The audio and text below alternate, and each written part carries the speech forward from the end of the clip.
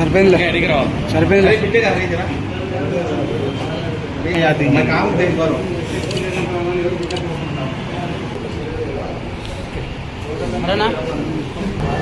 నమస్కారం. ఈరోజు మనం చూసాము వైఎస్ఆర్సీపీలో ఒక రిప్రజెంటేషన్ ఇచ్చాం గౌరవ వేతనం పడట్లేదు. మనం చూసాం 85 నుంచి 2005 వరకు తెలుగుదేశం ప్రభుత్వం ఎప్పుడొచ్చినా ఒక్కసారి డిప్యూటీ స్పీకర్గా చేశారు. ఎప్పుడు మా ఫాదరే ఫరూక్ గారే ఎప్పుడు మైనార్టీ మినిస్టర్గా చేశారు. ఎప్పుడు ఈ వర్క్ బోర్డు కానీ మైనార్టీకి సంబంధించి ఏ ఇదున్నా ఫరూక్ గారే చేశారు. తెలుగుదేశం తెచ్చిన ప్రతి మైనార్టీ స్కీమ్స్ అన్నీ మా ఫాదర్ చేతి మీదగానే పోయింది అన్నీ. ఈ గౌరవవేతం కూడా మీకు తెలుసు 2016లో తెలుగుదేశం ప్రభుత్వమే చంద్రబాబు నాయుడు గారే తెచ్చారు. అప్పుడు 8,000 రూపీస్ ఇచ్చేవాళ్ళు ఒక మసీద్కి, ఇప్పుడు దాన్ని పెంచి 15,000 రూపీస్ చేశారు. మన దగ్గర 5,000 మసీద్లకి మనం గౌరవవేతనం ఇస్తున్నాం. దగ్గర 90 crore రూపీస్ శాంక్షన్ చేశారు. దీని గురించి every year 90 crore rupees only గౌరవవేతనం కింద ఇవ్వబడుతుంది. ఇంకోటి ముఖ్యంగా ఏం చెప్పాలంటే హజ్ హౌస్ గురించి. హైదరాబాద్లో హజ్ హౌస్ కట్టారు, మీరు చూశారు. మీరు పోయి చూస్తే ఒక 14 floor బిల్డింగ్ ఉంటుంది. యాక్చువల్గా అక్కడ నాంపల్లిలో అన్ని ఫ్లోర్స్కి పర్మిషన్ ఇయ్యరు. కానీ మా ఫాదర్ అప్పుడు మున్సిపల్ మినిస్టర్ ఉండే మళ్ళీ చంద్రబాబు నాయుడుతో కలిసి దాన్ని రిక్వెస్ట్ చేసి అంత పెద్ద హజ్ హౌస్ కట్టించారు. దానికి దగ్గర 100 కోట్లు అప్పుడు ఖర్చు పెట్టారు. ఆ ల్యాండ్ గురించి కానీ ఆ బిల్డింగ్ గురించి కానీ. అంటే ఈ ముస్లిమ్స్కి కంఫర్ట్ ఉండాలని హైదరాబాద్ నుంచే ఫ్లైట్స్ పెట్టి ఆ హజ్ హౌస్ నుంచే పోవాలని అక్కడ స్థాపించడం జరిగింది. ఈరోజు కూడా చూశారు మనం ఈ షాదీ ముబారక్ అనే ఒక స్కీమ్ కూడా తెలుగుదేశం పార్టీయే పెట్టింది. దాని తర్వాత వాళ్ళు తోఫా అని పెట్టి ఎప్పుడు ఇవ్వలేదు, డబ్బులు ఇవ్వలేదు. లాస్ట్ 1 yearలో ఇస్తానని కొంచెం మందికి ఇచ్చి కొంచెం మందికి ఇవ్వలేదు. మనం ఈ పార్టీ ప్రామిస్ చేసినట్టుగా డెఫినెట్గా ఈ షాదీ ముబారక్ మళ్ళీ స్కీమ్ స్టార్ట్ అవుతుంది. ఇది చూశారు, గవర్నమెంట్ వచ్చి 1 year అయింది. ఈ గవర్నమెంట్లో చాలా ఫైనాన్షియల్గా చాలా ట్రబుల్ ఉన్నాయి. కానీ స్లోగా అన్ని స్కీమ్స్ ఇస్తూ పోతున్నాం. మీరు చూశారు, మొన్న కొత్తగా అన్ని స్కీమ్లు క్లియర్ చేస్తూ పోయాం. అలాగే చంద్రబాబు కానీ మా గవర్నమెంట్ కానీ కంపల్సరీగా షాదీ ముబారక్ కానీ ఈ గౌరవ వేతనాలు కానీ కంపల్సరీగా ఈ గౌరవ వేతనాలు కూడా మీరు చూస్తారు. ఇప్పుడు 6 months అంటే ఈ జనవరి నుంచి ఆగస్టు వరకు బకాయిలు ఉన్నాయి. డెఫినెట్గా ఈ మంత్లోనో నెక్స్ట్ మంత్లోనో డెఫినెట్గా మొత్తం క్లియర్ చేస్తాం. 60 crore రూపీస్ క్లియర్ చేయాలి. ఆ 60 crore రూపీస్ కూడా క్లియర్ చేస్తామని మా మినిస్టర్ గారు హామీ ఇచ్చారు, చంద్రబాబు గారు హామీ ఇచ్చారు. నెక్స్ట్ జనవరి నుంచి కొంచెం ఫైనాన్షియల్గా కొంచెం ఇదైతే ఎవ్రీ మంత్ ఇవ్వబడుతుంది. ఇంకా మీకు చూసాం ఇవన్నీ స్కీమ్స్ ఇవన్నీ మైనార్టీలకి మైనార్టీ స్కీమ్స్ కింద కొన్ని డబ్బులు కూడా ఇస్తున్నాం. దగ్గర ఒక్కొక్కరికి 10,000 రూపీస్ నుంచి 2 లక్షలు 3 లక్షలు కూడా మైనార్టీలకి ఇవ్వబడుతుంది. అవి కూడా కొత్త స్కీమ్స్ కింద ఎంత తొందర అయితే అంత తొందరగా ఇవ్వాలని గవర్నమెంట్ హామీ ఇచ్చింది. అందుకే వీళ్ళందరూ వైసీపీ వాళ్ళు ఎంత చెప్పినా వాళ్ళు ఎప్పుడు టీడీపీని మ్యాచ్ చేయలేరు. వాళ్ళు ఎంత రిప్రజెంటేషన్ ఇచ్చినా మీకు తెలుసు, ఏ మైనార్టీస్కి ఏం చేసినా తెలుగుదేశం గవర్నమెంటే చేసిందని మీ అందరికీ హామీ ఇస్తుంది. Thank you. నమస్కారం.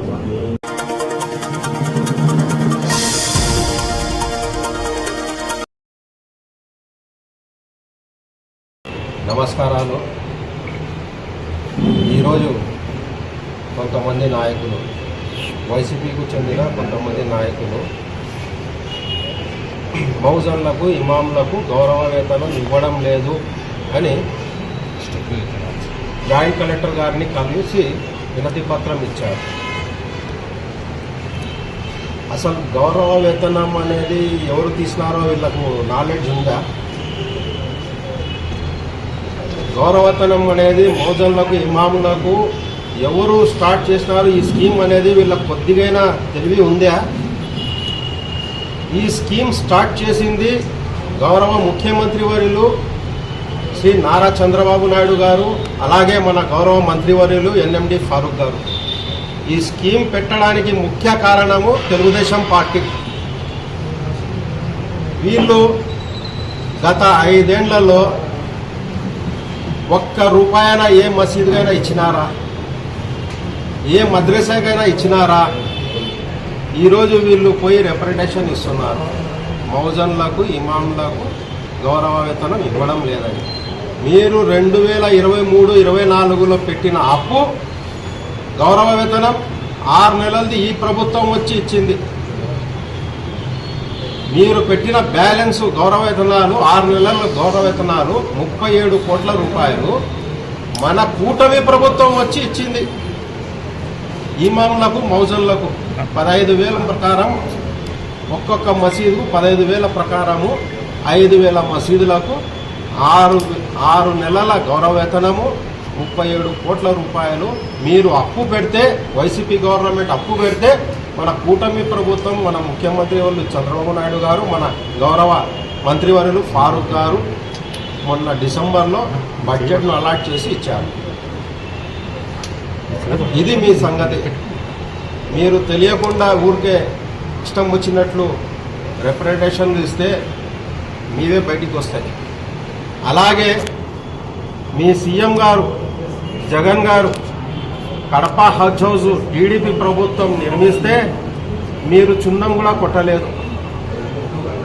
మీరు గత 5 ఏళ్లలో మీ పరిపాలనలో కడపల చెన్నూరు దగ్గర హజ్ హౌస్ టీడీపీ ప్రభుత్వం నిర్మిస్తే మీరు సున్నం కూడా కొట్టలేదు, దానికి బూజు పట్టి గలీజ్ అయిపోయింది. ఇది మీ చరిత్ర. మీరు మైనార్టీలకు న్యాయం చేయాలంటున్నారు. మీరు చేసింది ఎక్కడ న్యాయం మైనార్టీలకు? ఏ మద్రసాకైనా ఇచ్చినారా? మసీద్కి ఇచ్చినారా? గౌరవ వేతనాల గురించి మాట్లాడే హక్కు మీకు లేదు. మీరు పెట్టిన అప్పు మా కూటమి ప్రభుత్వం, మా గౌరవ ముఖ్యమంత్రి వర్యులు చంద్రబాబు నాయుడు గారు, మన గౌరవ మంత్రి వర్యులు ఫారూక్ గారు వచ్చి మీరు పెట్టిన బాకీ వీళ్ళు తీర్చినారు. ఇప్పుడు కూడా 3 నెలలు, ఒక 6 నెలలు, 8 నెలలు, 11 నెలల బాకీ 82 కోట్ల 50 లక్షలు ఉంటే మొన్న ప్రభుత్వము, కూటమి ప్రభుత్వం 90 కోట్ల రూపాయలు శాంక్షన్ చేసింది. అది కూడా త్వరలో అందరికీ మౌజన్లకు ఇమాంలకు 10,000, 5,000 ప్రకారం 15,000 రూపాయలు ఇవ్వడం జరుగుతుంది తొందరలో. దాన్ని మన గౌరవ మంత్రివర్యులు ఫారూక్ గారు కంటిన్యూగా ఫాలోఅప్ చేస్తున్నారు.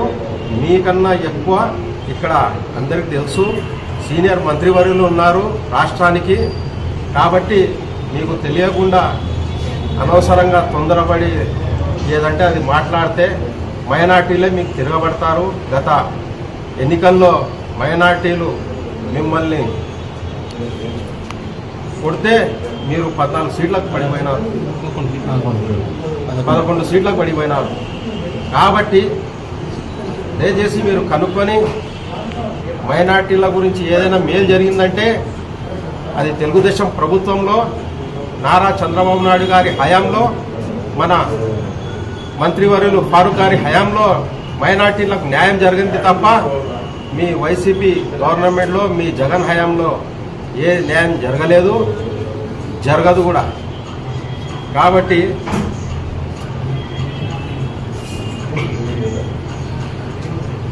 హైదరాబాద్లో హజ్ హౌస్ కట్టింది ఎవరు?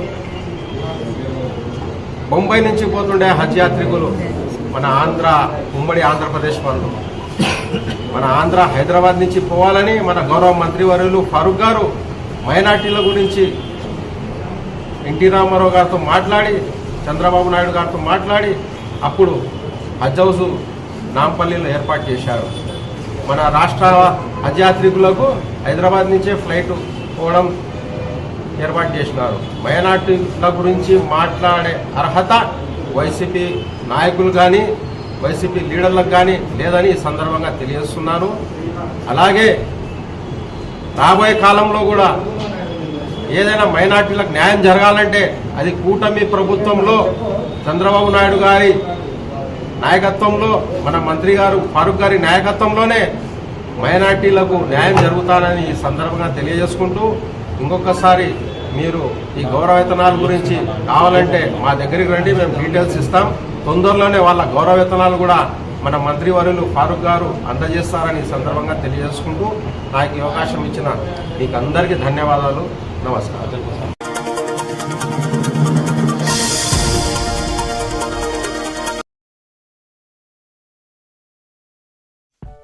నంద్యాల జిల్లా పాణ్యం గ్రామం సుగాల్మెట్ట సమీపంలో ఈరోజు తెల్లవారుజామున జరిగిన రోడ్డు ప్రమాదంలో పెను ప్రమాదం తప్పినది. నెల్లూరు నుండి గద్వాలకు పామాయిల్ లోడుతో వెళ్తున్న వాహనం ముందు వెళ్తున్న టిప్పర్ను ఢీకొనడంతో ఈ ప్రమాదం జరిగినది. గాయపడ్డ వారిని వెంటనే పోలీసులు తగిన చికిత్స అందించి కేసు నమోదు చేసుకున్నారు.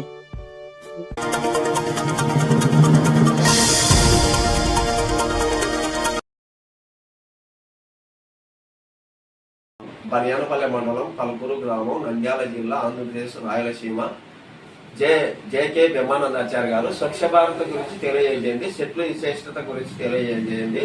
స్వచ్ఛ భారత్లో నుంచి మనకు గాలి, వాతావరణం ఎందుకు ఉపయోగపడతాయని అంటున్నారు కదా, అది ఎందువలన చెప్పండి. చాలా మంచి క్వశ్చన్ అడిగినావు సుధాకర్ గౌడు. వాస్తవం ఏంటంటే సమాజాన్ని పట్టి పీడిస్తున్న అత్యంత దురవస్థ ఏంటంటే మన పరిసరాలను మనం పరిశుభ్రంగా ఉంచుకోకపోవడం చాలా బాధాకరం. దానికోసమే ప్రతి ఒక్కరూ వ్యక్తిగత పరిసరాల పరిశుభ్రతతోనే ఆరోగ్యకర జీవనం అంటాడు మీ బ్రహ్మానందాచారి.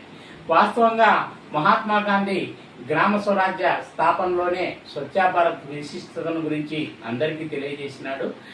అలాగే మన కేంద్ర ప్రభుత్వాలైతేమి, రాష్ట్ర ప్రభుత్వాలైతేమి స్వచ్ఛ భారత్ కోసం బాగా కృషి చేసినారు. దేశానికి నువ్వు ఒక మంచి పని చేయాలంటే నువ్వు పక్క వాళ్ళ మీద ఆధారపడకుండా నీ పనులు నువ్వు చేసుకుంటే దేశ సేవ చేసినట్టని ఆ రోజు గాంధీ నినాదం ఇవ్వడం జరిగింది. ఆ నినాదాన్ని అనుసరించి ప్రతి ఒక్కరు కూడా మనం వాస్తవంగా ఈ రోజుల్లో కూడా కుళాయిలు తిప్పిపోతుంటాము, నీళ్లు వేస్టేజ్ అవుతుంటాయి, పరిసరాలు అపరిశుభ్రంగా ఏర్పడమే కాకుండా మనకు అత్యంత ప్రమాదకరమైన ఈ దోమకాటు వల్ల దాదాపుగా వచ్చేసి సంవత్సరానికి ఒక 10 లక్షల మంది చనిపోవడం కూడా బాధాకరం. వీటిని అన్నిటిని నిర్మూలించాలంటే మనం ఏం చేయాలని అంటే ప్రతి ఒక్కరం కూడా వ్యక్తిగత పరిసరాల పరిశుభ్రతను పాటించడమే కాకుండా మనము ఏదైనా బస్ స్టాండ్లో కొనుక్కుంటుంటాము, వాళ్ళు డబ్బాలు పెట్టింటారు కానీ అక్కడ వేయకుండా పక్కన వేస్తుంటాం. దానివల్ల ఈగలు వాలి మళ్ళా దోమలు వేసి వ్యాధులు అవుతుంటాయి. అలాగే కుళాయి తిప్పిపోతుంటారు. అలాగే కాకుండా ఇప్పుడు కరెంటు కూడా మనకు అవసరం ఉండే మేరకు వాడుకునే దాన్ని కూడా ప్రతి ఒక్కరం కూడా ఏర్పరచుకోవాలి. దాని నుంచే మనం ఆర్థికంగా బాగుపడమే కాకుండా మనం కూడా బాగుంటాం. అలాగే అన్నిటికీ ప్రధానం ఏంటంటే చెట్టు.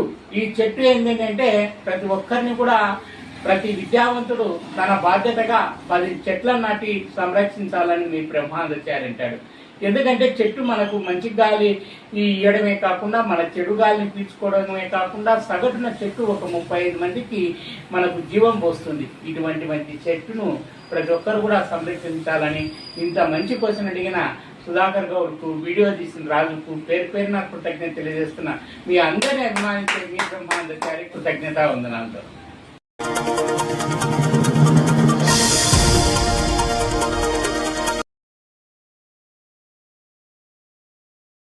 నమస్తే సార్, నా పేరు ప్రవీణ, నేను వర్క్ సేమియంగా చేస్తున్నా. సో ఇక్కడ ఏమంటే కృష్ణ ఒక ఆర్పి ఈ విధంగా గ్రూప్ల దగ్గర అమౌంట్ తీసుకుందని అందరు సభ్యులు వచ్చి ఇక్కడ చెప్పడం జరిగింది. కమిషనర్ మేడం దగ్గర ఒక గ్రూప్ వెళ్ళింది. తర్వాత మేము ఆ గ్రూప్ల దగ్గర పోయి ఎంక్వైరీ చేయగా వాళ్ళు కూడా ఓన్గా డబ్బులు ఇచ్చి కొద్దిమంది డబ్బులు ఇవ్వడం జరిగింది. దాని తర్వాత లోన్లు కట్టనని చెప్పి ఇవ్వడము జరిగింది. వాళ్ళు ఏమంటే వాళ్ళు కట్టినది అమౌంట్ చూసుకోలేదు, ఆమె కట్టిందా లేదా అనేది. ఇంకొకటి ఏమంటే కొద్దిమంది ఇంట్రెస్ట్ కూడా తీసుకొని మేము కట్టుకుంటాం అన్నందుకు వాళ్ళు అమౌంట్ వాళ్ళకి ఇవ్వడం జరిగింది. సో ఆ విధంగా గ్రూప్ల దగ్గర అమౌంట్ తీసుకొని ఆమె వడ్డీ కూడా దానికి పెరిగిపోవడం వల్ల బ్యాంక్ వాళ్ళ నుంచి ఒత్తిడి వచ్చే లోపల గ్రూప్ వాళ్ళకి నోటీసులు పోయినాయి. సో దాని తర్వాత వాళ్ళు ఏం చేశారంటే డైరెక్ట్ మన దగ్గరికి రావడం జరిగింది. అంతవరకు మనకి ఇంత లోన్ తీసుకోదు, ఇంత పెండింగ్ ఉందనేది మనకు తెలియదు. సో ఆమెను పిలిపించి విచారించి తర్వాత గ్రూప్ల దగ్గర ఎంక్వైరీ అనేది చేయడం జరిగింది. సో ఆమె దగ్గర నుంచి ఒక రిపోర్ట్ తీసుకున్నాం మేము, ఏమా ఇంత ఉంది అని చెప్తే సో ఈ విధంగా నాకు వడ్డీ కూడా ఎక్కువ ఉన్నాయి మేడం, నేను ఇక్కడ తీసుకోవడం అయితే నిజమే, వాళ్ళ దగ్గర మనతో మాట్లాడి తీసుకున్నా నేను అని చెప్పింది. సో అది ఏ విధంగా కడతావు అని చెప్పి ఏ గ్రూప్ ఎన్ని రోజుల్లో నువ్వు క్లియర్ చేస్తావు అని మేము అడగడం జరిగింది ఆమెని. సో ఆమె మాకు గ్రూప్కి ఇంత టైం అనేది నాకు పేపర్లో రాసి ఇచ్చింది. సో దాని ప్రకారం మేము రికవరీ చేసి ఇచ్చి ఆ గ్రూప్ల దగ్గర ప్రాబ్లం అనేది సాల్వ్ చేస్తాం. ఎంత టోటల్ ఇక్కడ మనకు 20 లక్షల వరకు చూపిస్తుంది గ్రూప్లలో. ఆ గ్రూప్లకు మనకు మినిమం ఒక 1 year టైం అడుగుతుంది ఆమె. ఆ 1 yearలో నేను రికవరీ అంతా కంప్లీట్ చేస్తాను మేడం. మా అబ్బాయి కూడా వేరే చోట జాబ్కి వెళ్ళినాడు ఇప్పుడే అని చెప్పింది. మా అబ్బాయి వచ్చినాక నేను అమౌంట్ ఎట్లా ఒకట్లా అన్ని బ్యాంకుల దగ్గర నుంచి నేను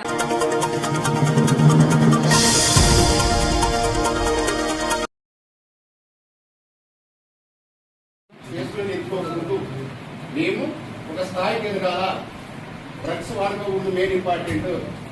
ఏదైనా కూడా మనకు ఖచ్చితంగా ఉండాలి, మాకంటూ ఒక టార్గెట్ పెట్టుకొని మేము మంచిగా చదువుకోవాలని చెప్పేసి. ఇది లేకపోతే వేస్ట్. ఫస్ట్ అమ్మాయిల జోలికి పోకూడదు, డ్రగ్స్ అస్సలు వాడకూడదు, గుట్కా సిగరెట్ మాత్రం ఏవైనా కానీ ఇవ్వనిచ్చినా ఏమిటి మీరు తాగొద్దండి, అసలు దానికి దూరం ఉండండి. అలవాటు పడొద్దండి. అంతే అలవాటు పడినారంటే మీ లైఫ్ మీరే నాశనం చేసుకున్నట్టు అయిపోతారు. కాబట్టి మీ లైఫ్కి స్పాయిల్ కానించుకోవద్దండి. మీకంటూ ఒక టార్గెట్ ఉండాలి, ఒక గోల్ ఉండాలి. మీరు రీచ్ కావడానికి మీరు గత విధాలా ప్రయత్నించుకుంటున్నట్టు కాదు. గవర్నమెంట్ ప్రాపర్టీ డ్యామేజ్ చేసుకోవచ్చు, మన ప్రాపర్టీని మనం డ్యామేజ్ చేసుకున్నామంటే మన తప్పు ఏమీ లేదు. కాబట్టి మనం ఏదైనా కానీ శ్రద్ధతో ఏదైనా కానీ చేస్తే, క్రమశిక్షణతో ఏదైనా చేయగలిగితే ఖచ్చితంగా నువ్వు అనుకున్న దాన్ని, నువ్వు అనుకున్న గోల్ని నువ్వు రీచ్ అవుతావు. అది పక్క, ఇదైతే నిజం. డిసిప్లిన్ దేనికైనా నువ్వు ఇంపార్టెంట్ డిసిప్లిన్. దాని నుంచి మీరు రీచ్ అవ్వాలి. ఇది లేదు వస్తే పుస్తకాలు పాడేసి పోతే కొంచెం ప్రతిజ్ఞలాగా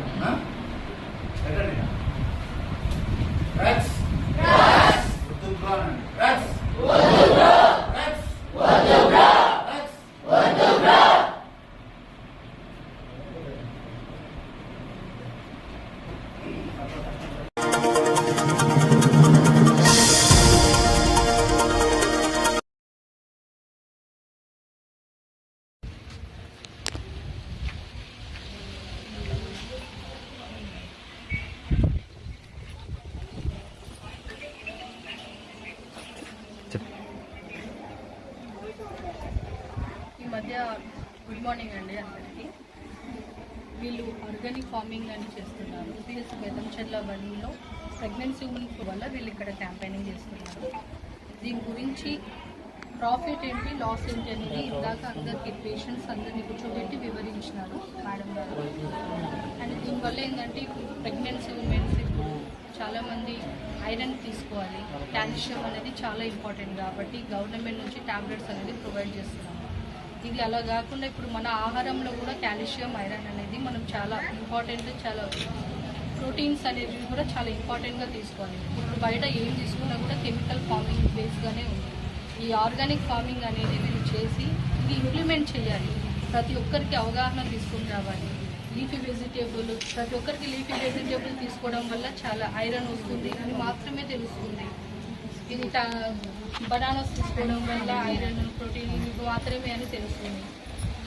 టొమాటోస్ వల్ల కాల్షియం అని అది తెలిసినంత మాత్రమే తెలుస్తుంది. కానీ కెమికల్ బేస్ ఏంటి, ఆర్గానిక్ బేస్ ఏంటి అనేది ఇప్పుడు ఆర్గానిక్ అంటే తీసుకుంటే మనకి ఎంత లాభం అనేది, దాని ద్వారా ఐరన్ ఎంత ఇంప్రూవ్మెంట్ ఉంటుంది. చాలా మందికి మంత్ పెరిగే కొద్దీ ఐరన్ అనేది ఎంత టాబ్లెట్స్ తీసుకున్నా పడిపోతుంది. ఎందుకు పడిపోతుంది అంటే మనం తీసుకునే ఆహారంలో ఉంటుంది. ఆ ఆహారం ఈ మంత్ నుంచి స్టార్ట్ చేస్తున్నారు. ఈ మంత్ నుంచి మేము కాన్సన్ట్రేషన్గా నెక్స్ట్ మంత్ ఆ ప్రెగ్నెన్సీ ఉమెన్కి మేము ట్రీట్మెంట్ చేసుకుంటాం. కాబట్టి ఈ ఆహారం తీసుకోవడం వల్ల ఐరన్ అనేది పెరిగిందా, పెరగలేదా, ఏ పొజిషన్లో ఉంటున్నారు అనేది ఇప్పుడు ఈ క్షణం నుంచి మేము అబ్జర్వేషన్ చేస్తాం. ఈ ఆర్గానిక్ తీసుకోవడం వల్ల చాలా లాభాలు.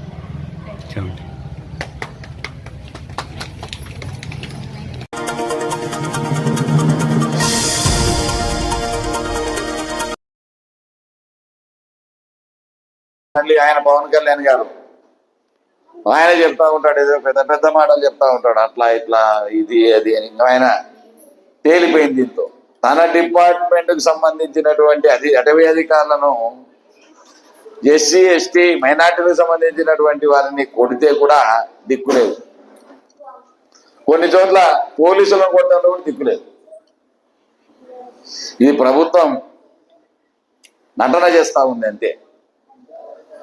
నాయకులు ఈరోజు చూస్తూ ఉన్నా, ఎక్కడెక్కడో పేర్లు చెప్పకూడదు, నిన్న టీవీలో ఎనబుద్ధి కాకుండా తిట్టుకుంటా ఉన్నారు. ఈరోజు ఎక్కడ చూసినా అరాచకాలు జరుగుతూ ఉన్నాయి అని కొన్ని మీ పత్రికల్లోనే ఘోషిస్తూ ఉంటే, ఆంధ్రజ్యోతి లాంటి, ఈనాటి లాంటి పత్రికలే ఏదైతే చూపుతూ ఉంటే వాటిని కూడా ఎక్కడైనా అమలుపరిచిన సందర్భాలు కనపడాలి, వాళ్ళపైన యాక్షన్ తీసుకున్న సందర్భాలు కనపడాలి. అది పక్క పెడితే మీరు చేసినటువంటి వాగ్దానాలు, మోసపూరితమైనటువంటి వాగ్దానాలు, సూపర్ 6 లని, సూపర్ 7 అని చెప్పి ప్రజలను మోసం చేసి వంచి ఎన్నో రకాలుగా మభ్యపెట్టి మీరు ఈ ప్రభుత్వం వస్తే పేదలకు మేలు జరుగుతుందని ఒక నమ్మకం కలిగేలాగా చెప్పిన మాటలను బట్టి ప్రజలు మీకు ఓటేశారు. మనం చూస్తా ఉన్నాం, సంవత్సరం 3 నెలల కాలం కాలుస్తా ఉంది. అంటే 1వ విడతపై 2వ విడత వేయాల్సినటువంటి నిధులు కూడా ఈ సూపర్ 6 లో భాగంగా అమ్మఒడి అని జగన్మోహన్ రెడ్డి పెడితే దాని పేరు మార్చి తల్లికి వందనం అని పేరు పెట్టి నేను 15,000 ఎంతమంది పిల్లలు ఉంటే అంతమందికి ఇస్తానని చెప్పి అది సంవత్సర కాలం దాటిన తర్వాత అంటే 1 సంవత్సరం డుమ్మ కొట్టి 15,000 ఎగరగొట్టి 70% మందికే ఈరోజు తల్లికి వందనం మాత్రమే ప్రజలకు డబ్బులు ఇచ్చి అదేవిధంగా రైతు భరోసా 2 సంవత్సరాల కాలం 2 విడుదల ఇవ్వాల్సినటువంటి రైతు భరోసా 40,000 ఇవ్వాల్సింటే ఈరోజు 5,000 చేతులు పెట్టి కేంద్రం సహాయం కాకుండా దాన్ని అయిపోయిందని చెప్పి చెప్తా ఉంటే ఈరోజు నవ్వాలనో ఏడవాలనో అర్థం కాని పరిస్థితి. అదేవిధంగా 50 సంవత్సరాలకి పింఛనని చెప్పి 15 మాసాల కాలం అయిపోయింది, మళ్ళీ వేస్తారు కాదని చెప్పాం. 2 సంవత్సరాల లోపు మీరేదో రోజు వేస్తారు, అయినా ఇంకా ఎలక్షన్ల రోజు మళ్ళీ ఒక్కసారి వేస్తారు. అంటే 3 సంవత్సరాలు ఎగనామం పెట్టి మీరు ఇచ్చేది 2 సార్లే. ఇలాంటి మోసపూరితమైన హామీలతో మీరు ఈరోజు 1 రూపాయి ఇచ్చిన పాపాన వల్ల అయిపోయింది. మొత్తం చేసేసినా అభివృద్ధి అయిపోయింది. 2 అయిపోయినాయి. జగన్మోహన్ రెడ్డి గారి హయాంలో సంక్షేమం జరిగిందే దానికంతా 4 అంతలు చేసినామనే రకంగా మాయల పక్కీరు మాటలు. ఎంతసేపునే వీడు రాత్రి వేళ గ్రామాలలో వస్తాడు పిట్టల ధర పంచాయతీ అయిపోయింది. మీ పంచాయతీ రాత్రి పంకాయ కొడితే పంకి తాగితే అందరి సాధు సన్యాసులు సత్రాలు ఎట్లా కడతారో వీళ్ళు కూడా ఆ రకమైనటువంటి హామీలు ఇచ్చి ప్రజలను మోసం చేస్తా ఉన్న విషయాన్ని ప్రజలు గమనిస్తా ఉన్నారు. అదేవిధంగా ప్రజలకు నిరుద్యోగ భృతి ఇప్పుడు 15 మాసాలు పూర్తయినాయి. ప్రతి వ్యక్తికి చదువుకున్న వ్యక్తికి 3,000 రూపాయలు నిరుద్యోగ భృతి ఎంతమంది అంటే అంతమంది అని చెప్పి ఈ రోజు వరకు అమలు పరిచిన పాపాన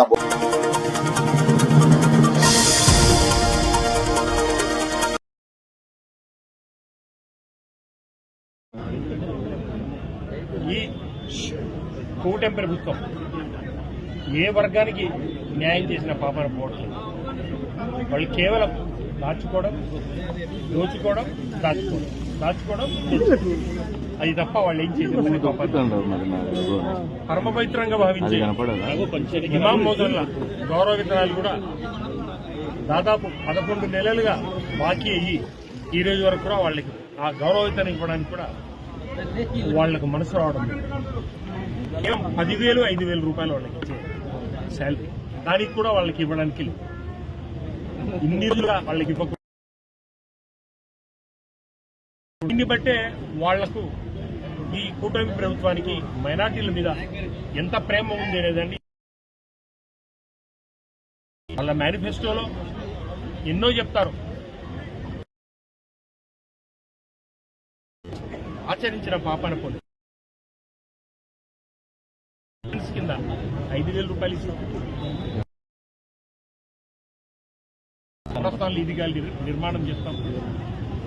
విజయవాడలో హజ్జస్కు స్థలం కేటాయిస్తాం.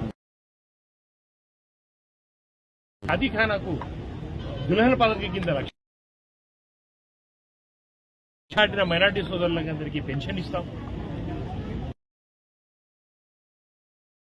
ఎన్నో అబద్ధపు వాగ్దానాలు తప్ప వేరే ఏమి. మిమ్మల్ని నమ్మి ఓటేసిన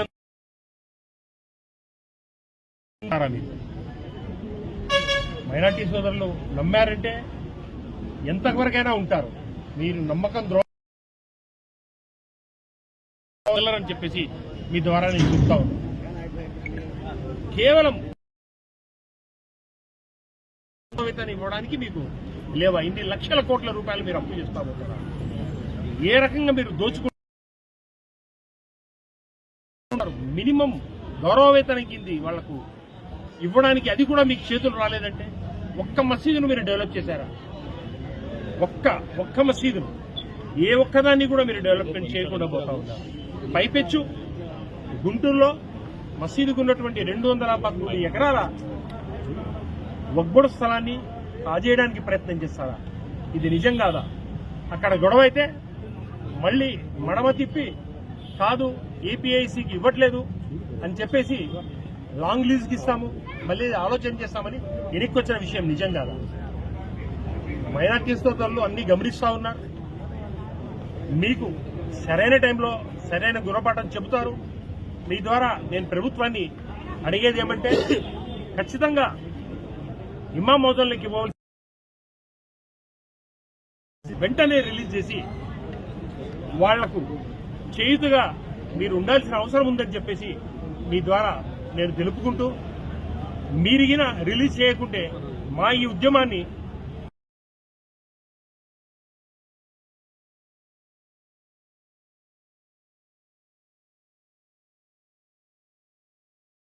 ఆంధ్రప్రదేశ్లో మైనార్టీ సోదరులందరూ ఈ కార్యక్రమం సందర్భంగా స్థానిక కలెక్టర్లకందరికీ వినతి పత్రం ఇచ్చి మీ ద్వారా ప్రభుత్వానికి చెప్పి మా ఇమాం మౌజన్లకు ఇమ్మీడియట్ గా ఫండ్ రిలీజ్ చేయమని కోరడం జరిగింది. ఇప్పుడు మేమందరము జేసీ గారికి